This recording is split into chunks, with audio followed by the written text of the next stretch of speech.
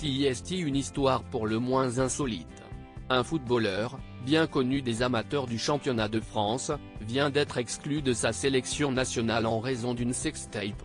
On le sait, le football est le sport le plus populaire de la planète et les scandales sont légion, mais l'histoire qui est arrivée à un ancien joueur du championnat de France sort de l'ordinaire.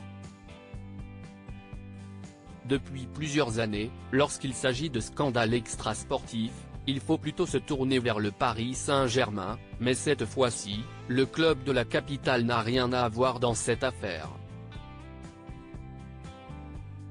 Elle concerne un ancien attaquant des Girondins de Bordeaux, passé au club de 2019 à 2022 et qui évolue actuellement en Angleterre. Hwang Ui-jo, footballeur coréen de 31 ans, n'est pas un inconnu des amateurs de football et il a laissé une plutôt bonne image du côté de la Gironde, mais pas sûr que les supporters coréens continuent de le soutenir bien longtemps. Le sportif est actuellement au cœur d'un scandale pour une affaire de sextape illégale. Il a été exclu par sa sélection nationale jusqu'à nouvel ordre avant que la justice ne statue sur son cas. Nous avons décidé de ne pas sélectionner Hwang Ui-jo pour l'équipe nationale jusqu'à ce qu'une conclusion claire soit tirée sur les faits, a déclaré le comité d'éthique de la Fédération coréenne de football dans un communiqué, avant d'ajouter, considérant le fait que le joueur fait l'objet d'une enquête en tant que suspect, il lui est difficile de mener à bien les activités normales de l'équipe nationale.